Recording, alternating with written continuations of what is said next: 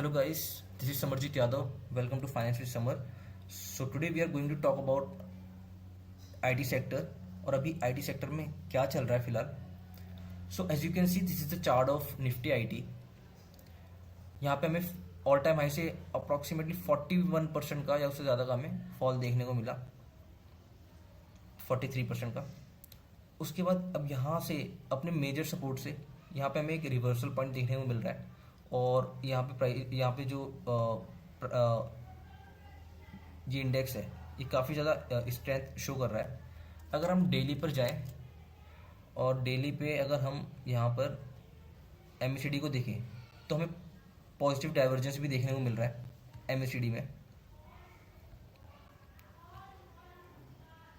हालांकि index lower लो लगा रहा था बट उसमें स्ट्रेंथ नहीं थी. अब यहाँ पर क्या हो सकता है? अगर यहाँ पे हमें 33,180 के लेवल को क्रॉस करता हुआ दिखता है प्राइस और फिर वहाँ पर रिटेस्ट होता है तो यहाँ से एक बहुत अच्छा मूव हमें देखने को मिल सकता है. ये तो था एक नज़रिया चार्ट को देखने का. इसमें हमें दिख रहा था कि चैनल का ब्रेकडाउन हुआ, प्राइस नीचे आया, फिर यहाँ से ऊपर जा रहा है. अगर मैं आपको दिखाऊं तो आप इसको ऐसे भी ड्रॉ कर सकते हो. ये इसका मेजर सपोर्ट था, यहाँ से हमें रिवर्सल देखने को मिल रहा है और ये इसकी ट्रेंड लाइन है. देखने को ऐसा लग रहा है कि यहाँ से प्राइस इस ट्रेंड लाइन तक जा सकता है आने वाले कुछ महीनों में. अब हम बात करें कि निफ्टी जब अपने ऑल टाइम हाई से गिरा था 40%, तो क्यों गिरा था, क्या रीज़न रहे थे उसके. चलिए उसकी बात करते हैं. अगर आप आईटी सेक्टर को देखो तो पिछले कुछ सालों में जो रैली आई थी ना, उसके पीछे एक बहुत बड़ा या बोल सकते हैं स्ट्रॉन्ग नैरेटिव सेट हुआ था. कोविड के बाद दुनिया में डिजिटल ट्रांसफॉर्मेशन हमें देखने को मिला. कंपनीज का आईटी स्पेंडिंग बहुत ज़्यादा बढ़ गया था, डिजिटलाइजेशन बढ़ा और इंडियन आईटी कंपनी का इसका काफ़ी बेनिफिट देखने को मिला था. इस वजह से आईटी सेक्टर ने बहुत अच्छा परफॉर्म किया, इवन निफ्टी को भी आउट परफॉर्म किया. ठीक है, लेकिन प्रॉब्लम कहाँ से स्टार्ट हुई? 2024 के आसपास मार्केट को लगने लगा कि जितनी भी आईटी को लेके जो गुड न्यूज़ है ना, वो ऑलरेडी स्टॉक्स में, जो निफ्टी आईटी के स्टॉक्स है उसमें प्राइस इन हो चुकी थी. मतलब वैल्यूएशन काफ़ी प्रीमियम पर आ चुकी थी और इन्वेस्टर्स फ्यूचर की ग्रोथ को आज ही प्राइस कर रहे थे. अब इस टाइम पर क्या हुआ, यूएस में मैक्रो इकोनॉमिक अनसर्टेनिटी बढ़ने लगी और हम सबको जैसे पता है कि मार्केट को अनसर्टेनिटी बिल्कुल भी पसंद नहीं है. ठीक है, जियोपॉलिटिकल टेंशंस बढ़ रही थी उसी टाइम पे और इंटरेस्ट रेट्स का जो इन्वायरमेंट था वो काफ़ी अनसर्टेन था और कंपनीज अपने टेक्नोलॉजी बजट्स को लेकर थोड़ा ना कॉशियस हो चुकी थी उस टाइम. तो जब कभी भी ना मार्केट में अनसर्टेनिटी बढ़ती है ना, तो सबसे पहले जो कंपनीज करती है ना, वो क्या करती हैं, वो अपने डिस्क्रिशनरी स्पेंडिंग को डिले करती हैं. ठीक है, जो भी वो अपने R&D पे स्पेंड करती है, जो भी वो न्यू टेक्नोलॉजी पे स्पेंड करती, उन सब को डिले कर देती है. ठीक है, due to uncertainty in the market. IT में भी हमें सेम देखने को मिला.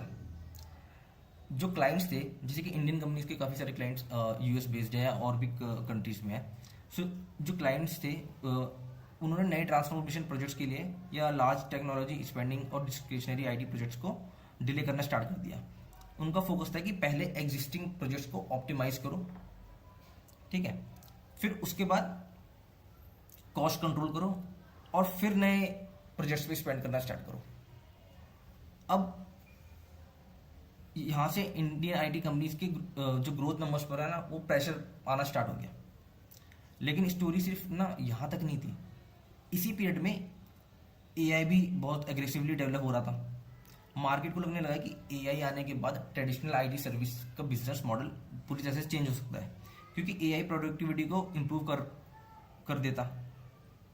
ठीक है, और जो काम पहले 10 लोग मिलकर करते थे, अब वो काम 6 से 7 लोग अच्छे से कर लेंगे. तो जो क्लाइंट्स थे ना इन कंपनीज के, उनके माइंड में एक सिंपल सा क्वेश्चन ये था कि भाई जब एआई प्रोडक्टिविटी इंक्रीज कर रहा है, ठीक है, तो हमें आईटी कंपनीज को उतना पैसा देने की ज़रूरत क्यों है? और इसी चीज़ की वजह से जो इंडियन आईटी कंपनीज थी ना, उनके लिए एक चैलेंज खड़ा हो गया कि एक तरफ क्लाइंट्स की डिस्क्रिशनरी स्पेंडिंग कम हो गई और दूसरी तरफ एआई की वजह से प्राइसिंग और प्रोडक्टिविटी को लेकर प्रेशर आ रहा था। सो मार्केट को ये भी लगने लगा था कि Indian IT companies AI revolution में उतनी फास्ट नहीं है जितनी ग्लोबल कंपनीज थी, क्योंकि ठीक है, तो वो उतने अडेप्टेबिलिटी नहीं है कि चीज़ों को लेके, ठीक है। तो इस वजह से सेंटिमेंट्स खराब हुए और यहाँ पर एक इम्पॉर्टेंट चीज़ हमें देखने को मिली, वैल्यूएशन। जैसे कि मैंने आपसे बात करी पहले कि इंडियन आईटी कंपनीज कोविड के बाद से कंटिन्यूसली बहुत अच्छा परफॉर्म कर रही थी, ग्रोथ एक्सपेक्टेशन बहुत ज़्यादा हाई थी, अर्निंग एक्सपेक्टेशन भी हाई थी, इसलिए जो वैल्यूएशन थी वो प्रीमियम पे थी। तो जब कभी भी ना ग्रोथ में स्लो डाउन आता है, या जैसे कि हमें देखने को मिला, स्लो डाउन देखने को मिला, एआई को लेकर अनसर्टेनिटी आई और फ्यूचर अर्निंग एक्सपेक्टेशन क्या हुई, कम होने लग गई, तो वैल्यूएशन मल्टीपल भी गिर गया, कंप्रेस हुआ, मतलब ठीक है। मतलब एक तरफ अर्निंग्स ग्रोथ स्लो हुई, दूसरी तरफ मार्केट ने कंपनीज को लोअर वैल्यूएशन देना स्टार्ट कर दिया। और जब कभी भी ना ये दोनों चीज़ें एक साथ होती हैं, अर्निंग एक्सपेक्टेशन कम हुई और वैल्यूएशन मल्टीपल भी कम हुआ, तो स्टॉक प्राइस में काफ़ी शार्प हमें करेक्शन देखने को मिलता है, और वही हमें आईटी सेक्टर में भी देखने को मिला और स्टॉक्स में देखने को मिला, और इसलिए हमें 40% से ज़्यादा करेक्शन देखने को मिला। लेकिन यहाँ पे एक इंटरेस्टिंग पार्ट ये है, क्योंकि मार्केट जब किसी सेक्टर को पनिश करता है ना, तो अक्सर वो सिर्फ करंट प्रॉब्लम को नहीं देखता, वो फ्यूचर को भी डिस्काउंट कर देता है। और आईटी सेक्टर के केस में भी मार्केट का जो फियर था कि AI traditional IT service companies के लिए थ्रेट बन सकता है, लेकिन अब यहाँ पर ना एक क्वेश्चन आता है, क्या AI actually Indian IT companies के लिए सिर्फ थ्रेट बन सकता है, या फिर उनके लिए एक नया ग्रोथ अपॉर्चुनिटी भी बन सकता है, ठीक है। तो अब हम यहीं से बात करेंगे एक स्टॉक की, जो कि है एलटीएम। मैं आपको एलटीएम का चार्ट दिखाता हूँ और उसमें क्या स्टोरी पकड़ी है मैं वो भी दिखाता हूँ। So as you can see, this is a chart of LTM, ठीक है। अब यहाँ पर क्या हुआ, सेम, क्योंकि हमें आईटी सेक्टर में गिरावट देखने को मिली थी, यहाँ पे भी सेम हमें गिरावट देखने को मिली, एक ऑल टाइम हाई लगा, ये कंसोलिडेशन था, यहाँ पर आपको डब्ल्यू पैटर्न दिख रहा होगा, ब्रेकआउट होने के बाद यहाँ पे अच्छा खासा मूव देखने को मिला, फिर यहाँ पर हमें गिरावट देखने को मिली और प्राइस जो है वो कंसोलिडेशन जोन में चला गया। तो अब जैसे कि देख सकते हैं, ये इसका मेजर सपोर्ट है, और यहाँ पे जब प्राइस आता है, जैसे यहाँ पर आया तो एक मूव दिखाया प्राइस ने, फिर यहाँ पर आया एक प्राइस ने मूव दिखाया, अब फाइनली प्राइस यहाँ पर आया। तो हमने निफ्टी आईटी में भी देखा था कि वो भी मेजर सपोर्ट से टर्न अराउंड कर रहा था, और सेम चीज़ हमें यहाँ पे देखने को मिल रही है। और यहाँ पे स्ट्रैंथ इसलिए देखने को मिल रही है क्योंकि आप अगर कैंडल्स देखोगे, वीकली कैंडल्स, वो बहुत ज़्यादा स्ट्रॉन्ग है, और एलटीआई के जो रिजल्ट्स है वो भी अच्छे थे, तो यहाँ पे हमें अच्छा मूव देखने को मिल रहा है। यहाँ पे हमें पॉकेट पिवट वॉल्यूम भी देखने को मिल रहा है। सो कंसोलिडेशन ये ऑलमोस्ट 5 ईयर्स का है। अब यहाँ से क्या हो सकता है कि ये जो स्टॉक है यहाँ से इस ट्रेंड लाइन तक जा सकता है, उसके बाद कंसोलिडेट करके यहाँ पे हमें ब्रेकआउट देखने को मिल सकता है। अगर ऐसा होता है तो ये स्टॉक पोटेंशियल रखता है यहाँ से काफ़ी ऊपर जाने का। अब हम बात करते हैं कि एलटीएम में फंडामेंटली क्या चल रहा है। हमने टेक्निकल्स की तो बात कर ली, बट उससे पहले हम इसके पीयर्स के चार्ट भी देखते हैं। अगर मैं यहाँ पर आपको चार्ट दिखाऊं वन बाय वन, ये निफ्टी आईटी का इंडेक्स है, इसके जो स्टॉक्स हैं, अगर आप देखोगे ये कोफोर्ज लिमिटेड है। यहाँ पर क्या हो रहा है, हमें फिर अगेन मूव देखने को मिला, एक बहुत अच्छी, यहाँ पे अगर आप देखोगे पैटर्न तो मॉर्निंग स्टार पैटर्न है, और यहाँ से ये प्राइस ऊपर जा रहा है, और ये कैंडल देखो आप, बहुत ज़्यादा स्ट्रॉन्ग कैंडल है, और ये अपने ऑल टाइम हाई को चेस कर रहा है। अगर हम HCL का चार्ट देखें, तो HCL के चार्ट में क्या हो रहा है कि चैनल का ब्रेकडाउन देखने को मिला, रिटेस्ट देखने को मिला, बट यहाँ से प्राइस ऊपर जा रहा है। इसको हम बोलते हैं ब्लो ऑफ पैटर्न। जब कभी भी किसी भी चैनल का या ट्रेंड लाइन का हमें ब्रेकडाउन देखने को मिलता है और वहां से हमें कोई पॉजिटिव सिग्नल देखने को मिलता है in terms of candlestick pattern, और प्राइस वहां पे हमें स्ट्रेंथ शो करता है, तो उसको हम बोलते हैं ब्लो ऑफ पैटर्न। मतलब कि अब ये पैटर्न यहां से रिवर्स हो सकता है, ठीक है। अगर हम इन्फोसिस का चार्ट देखें तो यहाँ पे ब्रेकडाउन देखने को मिला, यहाँ पे भी हमें कि यहाँ से रिवर्सल देखने को मिल रहा है। अब यहाँ पे देखने वाली बात होगी कि यहाँ से रिटेस्ट करके वापस नीचे आता है, या फिर इसको भी ब्रेक करके ऊपर जाता है। ये तो एलटीएम का चार्ट है। एलटीएम के अलावा जो चार्ट मेरे को सबसे ज़्यादा इंटरेस्टिंग लग रहा है वो लग रहा है एम्फेसिस लिमिटेड का। अगर आप यहाँ पे देखोगे तो यहाँ पे एक इन्वर्टेड हेड एंड शोल्डर का पैटर्न हमें देखने को मिल रहा है और प्राइस नीचे आया, यहाँ पे फिर से कंसोलिडेशन दिखा रहा है या आप बोल सकते हो डब्ल्यू पैटर्न दिखा रहा है। अगर यहाँ पे हमें ब्रेकआउट देखने को मिलता है तो इस रेजिस्टेंस लाइन तक ये आ सकता है। ये ऑफिस का चार्ट है, ये भी अपने ऑल टाइम हाई के पास ही जा रहा है और ये है परसिस्टेंस का चार्ट, ये भी अपने ऑल टाइम हाई को चेस कर रहा है। So this is a chart of TCS, तो ये तो थोड़ा नीचे है। और टेक महिंद्रा, ब्यूटीफुल, बहुत अच्छा चार्ट है टेक महिंद्रा का। ये मैंने लेवल्स भी यहाँ पे मार्क किए थे जब ये कभी 1465 के अराउंड था। अब यहाँ पे भी ये एक कप एंड हैंडल का फॉर्मेशन हमें दिखा रहा है, कॉम्प्लेक्स कप एंड हैंडल का। तो ये चार्ट भी हमें बहुत अच्छा लग रहा है और इसमें भी हमें आने वाले दिनों में अपने ऑल टाइम हाई का ब्रेकआउट देखने को मिल सकता है। विप्रो भी यहाँ से रिबाउंड करने की कोशिश कर रहा है, बट देखने वाली बात होगी यहाँ से इसका बिहेवियर क्या होता है। So okay, so now we will move on to the fundamentals of LTM कि एलटीएम में चल क्या रहा है, स्टोरी कैसे चेंज हो रही है, क्या अर्ली जो साइंस है वो हमें दिख रहा है जिसकी वजह से हम ये कह सकते हैं कि यहाँ पर एक टर्न अराउंड सिचुएशन हो सकती है। So let's move on to the fundamental part. तो अगर हम बात करें फंडामेंटल एनालिसिस के एलटीएम के, तो हमें ये देखना पड़ेगा कि बिजनेस के अंदर एक्चुअली क्या चेंज हो रहा है और यहीं पर एलटीएम की स्टोरी इंटरेस्टिंग हो जाती है। एलटीएम एक ट्रेडिशनल आईटी सर्विस कंपनी है जो दुनिया भर की कंपनीज को टेक्नोलॉजी और डिजिटल ट्रांसफॉर्मेशन से रिलेटेड सर्विस प्रोवाइड करती है। लेकिन अब धीरे धीरे कंपनी अपने बिजनेस को एक नए डायरेक्शन में लेके जा रही है और वो डायरेक्शन क्या है, एआई। सो एलटीएम का मानना है कि फ्यूचर में कंपनी सिर्फ एआई मॉडल्स बनाने के लिए नहीं, बल्कि एआई को अपने एक्चुअल बिजनेस में यूज करने के लिए आईटी कंपनीज की हेल्प लेंगी और यहीं पर एलटीएम अपना अपॉर्चुनिटी देख रहा है। तो कंपनीज ने अपने एआई इकोसिस्टम को क्या कर दिया है, ब्लूवर्स का नाम दिया है। ठीक है, अब सिंपल लैंग्वेज में समझो कि ये ब्लूवर्स है क्या। तो ब्लूवर्स का ऑब्जेक्टिव ये है कि एलटीएम अपनी एआई कैपेबिलिटीज, टेक्नोलॉजीज और जो ट्रेन एम्प्लॉयज है या रेडीमेड एआई सोल्यूशन है उनको कंबाइन करके एक जगह रखेगा। ठीक है, ताकि ये क्लाइंट को एआई को इम्प्लीमेंट करने में हेल्प करे। मतलब एलटीएम सिर्फ ये नहीं कहना चाहती कि एआई आ रहा है, कंपनी एक्चुअली ये कहना चाहती है कि एआई आ गया है और हम आपके बिजनेस में इसको इम्प्लीमेंट करके आपको एक्चुअल बेनिफिट देना चाहते हैं। और ये डिफरेंस काफ़ी ज़्यादा इंपॉर्टेंट हो जाता है क्योंकि एआई बनाना एक चीज़ है, लेकिन इस किसी लार्ज कंपनीज के एग्जिस्टिंग बिजनेस में या एआई को सक्सेसफुली इम्प्लीमेंट करने में एक कंप्लीटली डिफरेंट चैलेंज आता है। इसके लिए कंपनी फॉरवर्ड डिप्लॉयड इंजीनियर्स, जिसे हम एफडीईज बोलते हैं, ठीक है, इसकी टीम को बिल्ड कर लिया। तो अगर हम इसको आसानी से समझे तो ये वो लोग हैं जो डायरेक्टली क्लाइंट के बिजनेस के साथ काम करते हैं और एआई को ग्राउंड लेवल पर इंप्लीमेंट करते हैं। अब जैसे कि मैनेजमेंट का जो टारगेट है वो है 1000 से ज्यादा एफडीईज का। ठीक है, तो अब यहां पर एक बात ये आ जाती है कि अगर एआई एडॉप्शन फ्यूचर में एक्सीलरेट होता है तो ऐसा लगता है कि जो एलटीएम है ना उसके लिए एक इंपॉर्टेंट कंपटीटिव एडवांटेज बन सकता है, एक मोड बन सकता है आने वाले दिनों में।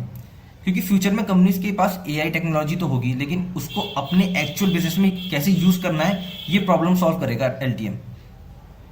ठीक है, और एलटीएम ने ऑलरेडी एआई से रिलेटेड रेवेन्यू जनरेट करना स्टार्ट कर दिया है। मैनेजमेंट के according business AI, creative AI और इंडस्ट्रियल एआई से कंपनी का जो क्वार्टरली रेवेन्यू रन रेट है वो अराउंड $150 मिलियन तक पहुंच चुका है। ठीक है, तो और अगर हम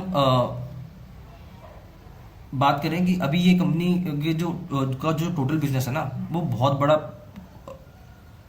मतलब जो एआई है ना वो कंपनी के टोटल बिजनेस का बहुत बड़ा पोर्शन नहीं है, लेकिन इंपॉर्टेंट चीज ये है कि ये बिजनेस ग्रो कर रहा है और कंपनी के पास एक्चुअल एआई इम्प्लीमेंटेशन भी आ रहे हैं। ठीक है, तो इम्प्लीमेंटेशन एडवांटेज है कंपनी के पास। जैसे कि अगर समझो एलटीएम ने बताया कि उसके एआई सोल्यूशन की हेल्प से कुछ क्लाइंट्स का जो टाइम टू मार्केट है ना, वो 75% तक रिड्यूस हो जाता है, और प्रोडक्शन कॉस्ट में ऑलमोस्ट 50% तक हमें कटौती देखने को मिलती है, और इंडस्ट्रियल एप्लीकेशन में डाउन टाइम भी सिग्निफिकेंटली रिड्यूस हो जाता है। तो यहाँ स्टोरी सिर्फ एआई की हाइप नहीं है, कंपनी एक्चुअल क्लाइंट्स को एक ना, मतलब आप बोल सकते हो कि मेजरेबल बेनिफिट्स देने की कोशिश कर रही है। ठीक है, और उसके अलावा अगर हम बात करें तो यहाँ पे एक इंटरेस्टिंग प्रॉब्लम भी है। एआई से प्रोडक्टिविटी बढ़ रही है, मतलब जो काम पहले 10 लोग करते थे अब वो 7 लोग करेंगे या 6 लोग करेंगे। तो क्लाइंट तो नेचुरली बोलेगा ना कि भाई जब प्रोडक्टिविटी बढ़ रही है और आपका काम कम टाइम में हो रहा है, तो मैं आपको पैसा पूरा क्यों दूं। ठीक है, तो ये ट्रेडिशनल आईटी कंपनीज के लिए एक बहुत बड़ा चैलेंज है। लेकिन एलटीएम का कहना है कि उन्होंने अपने बड़े क्लाइंट्स के साथ ये प्राइसिंग एडजस्टमेंट लार्जली कंप्लीट कर लिया है, और अब जो नए डील्स आ रहे हैं ना, उनमें एआई की प्रोडक्टिविटी पहले से ही प्राइसिंग है। ठीक है, मतलब कंपनी पुराने मॉडल को एआई के साथ इंटीग्रेट नहीं कर रही। कंपनी नए एआई बेस्ड मॉडल को अकॉर्डिंग अपना मतलब नए एआई बेस्ड मॉडल के अकॉर्डिंग अपना जो बिजनेस मॉडल है ना, वो चेंज कर रही है। और मेरे हिसाब से ये एलटीएम की टर्न अराउंड स्टोरी का सबसे इंपॉर्टेंट पार्ट है। ठीक है, तो और अगर हाँ, तो हम बात करें, अगर फंडामेंटल्स की बात करें, ओके, तो अगर हम फंडामेंटल्स की बात करें यहाँ पर, तो Q1 FY27 में कंपनी ने 15.5% का EBIT मार्जिन रिपोर्ट किया, जो क्वार्टर ऑन क्वार्टर बेसिस पर इंप्रूव हुआ है। यूटिलाइजेशन भी इंप्रूव हुई है, और मैनेजमेंट के अकॉर्डिंग जो न्यू हॉरिजन प्रोग्राम के थ्रू कंपनी ने अपनी इंटरनल एफिशिएंसी को इंप्रूव किया है। तो सबसे इंटरेस्टिंग बात यह है कि मैनेजमेंट ने क्लियरली कहा है कि उनका ऑब्जेक्टिव लार्ज स्केल ले ऑफ्स या रीस्ट्रक्चरिंग नहीं है। ठीक है, मतलब जो एम्प्लॉयज़ है उनको निकालना नहीं है कि एआई, अगर हम एआई का अडॉप्शन कर रहे हैं तो हम अपने एम्प्लॉयज़ को निकालेंगे, नहीं, उस पर ध्यान नहीं दिया मैनेजमेंट ने बोला है कि हम एआई को इंटरनली भी डिप्लॉय कर रहे हैं, और जैसे एचआर, फाइनेंस, सेल्स और दूसरे सपोर्ट फंक्शंस में। मतलब एआई से जो प्रोडक्टिविटी बेनिफिट मिल रहा है, कंपनी उसको वर्कफोर्स को स्मार्टर वे में डिप्लॉय करने में हेल्प कर रहा है। ठीक है, और साथ ही कंपनी फ्रेशर्स को भी हायर कर रहा है। तो यहाँ एक इंटरेस्टिंग बैलेंस देखने को मिलता है। एक तरफ एआई की वजह से प्रोडक्टिविटी इंप्रूव हो रही है, और दूसरी तरफ कंपनी नए एआई नेटिव टैलेंट को हायर कर रही है। अब अगर ये मॉडल सक्सेसफुली वर्क करता है तो एलटीएम के लिए एक बहुत इंटरेस्टिंग सिचुएशन क्रिएट हो सकती है। यहाँ पर प्रोडक्टिविटी बढ़ती है, मतलब बढ़ रही है, रेवेन्यू ग्रोथ एक्सेलरेट हो, और मार्जिन्स भी इंप्रूव हो। तो यहाँ पर हमें ये देखने को मिल रहा है कि अगर कंपनी इन तीनों चीज़ों को एक साथ अचीव कर लेती है ना, एलटीएम के लिए एक्चुअल टर्न अराउंड होगा। और फ्यूचर ग्रोथ के लिए कंपनी सिर्फ एआई पर डिपेंडेंट नहीं है। एलटीएम यूरोप और एशिया स्पेसिफिक जैसे मार्केट्स में भी अपनी प्रेजेंस बढ़ाना चाहती है, ऐसा मैनेजमेंट ने बोला है कॉल में। कंपनी रैंडस्टैड की टेक्नोलॉजी और कंसल्टिंग बिजनेस को एक्वायर करने की प्रोसेस में भी है, जो सक्सेसफुल होने पर यूरोप और ऑस्ट्रेलिया में कंपनी की जो प्रेजेंस है ना, उसको सिग्निफिकेंटली स्ट्रेंथ दे सकता है। तो ओवरऑल अगर एलटीएम की फ्यूचर स्टोरी को सिंपल वर्ड्स में समझे तो कंपनी के पास ग्रोथ के मल्टीपल इंजन्स है। एक तरफ ट्रेडिशनल आईटी बिजनेस का रिकवरी है, दूसरी तरफ एआई लेड सर्विसेज का ग्रोथ फैक्टर भी है। और अगर हम एक और चीज़ देखें तो यूरोप और एशिया पैसिफिक में एक्सपेंशन भी हो रहा है। उसके साथ साथ लार्ज डील्स के पोटेंशियल्स भी हैं, लेकिन अब असली टेस्ट आने वाले क्वार्टर्स में देखने को मिलेगा, क्योंकि मैनेजमेंट ने बोला है कि सेकंड क्वार्टर भी अच्छा हो सकता है। और हमें ये देखने वाली बात है कि एआई रेवेन्यू फास्ट ग्रो करता है कि नहीं, क्या कंपनी 15% से ऊपर मार्जिन्स मेंटेन कर पाती है नेक्स्ट क्वार्टर में, और क्या रेवेन्यू ग्रोथ एक्सेलरेट होता है। उसके साथ साथ हमें एआई की प्रोडक्टिविटी का बेनिफिट भी देखना पड़ेगा कि LTM AI का बेनिफिट कैप्चर कर पाती है कि नहीं। और सबसे इंपॉर्टेंट, क्या LTM एक ट्रेडिशनल IT सर्विस कंपनी से एक AI led technology transformation company बन पाती है, तो ये देखने वाली बात होगी। सो अगर इन क्वेश्चंस का आंसर हमें नेक्स्ट 2 to 3 क्वार्टर्स में देखने को मिलता है और पॉजिटिवली देखने को मिलता है, तो मेरे हिसाब से LTM की स्टोरी एक बीटन डाउन IT स्टॉक की नहीं रहेगी और उसमें हमें एक पोटेंशियल देखने को मिल सकता है। हालांकि हमें उसके साइंस देखने को मिल चुके हैं और मैनेजमेंट ने ये भी बोला है कि आने वाले 5 सालों में कंपनी का जो रेवेन्यू वो डबल हो सकता है। सो ये ओवरऑल स्टोरी थी LTM की और IT सेक्टर की। और आई होप आपको वीडियो अच्छी लगी होगी और आपको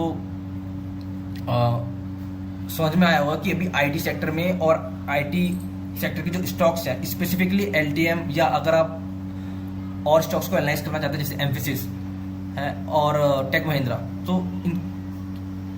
यहाँ पे हमें टर्न अराउंड सिचुएशन की जो सिग्नल्स हैं वो देखने को मिल चुके हैं और आप अपनी एनालिसिस करिए इस पे। मेरा इसमें कोई भी रिकमेंडेशन नहीं है, ये वीडियो सिर्फ एक एजुकेशनल पर्पस के लिए था। अगर आप कोई प्रॉफिट या लॉस करते हैं तो उसकी जिम्मेदार आप खुद होंगे। आप अपने फाइनेंशियल एडवाइजर से कंसल्ट करके अपनी इन्वेस्टमेंट करें। और आई होप आपको ये वीडियो अच्छा लगा होगा जिसमें मैंने टेक्निकल एनालिसिस का जिक्र करा LTM के चार्ट को लेके और निफ्टी IT के चार्ट को लेके और फंडामेंटल एनालिसिस का भी जिक्र करा। सो अगर आपको वीडियो अच्छा लगा हो तो प्लीज़ यार लाइक करो, शेयर करो, सब्सक्राइब करो, ताकि मैं ऐसे एजुकेशनल वीडियोस लाता रहूँ और मैं खुद सीख रहा हूँ और मैं आपको भी सिखाता रहूँ। सो थैंक यू गाइस, मिलते हैं नेक्स्ट वीडियो में। Thank you so much.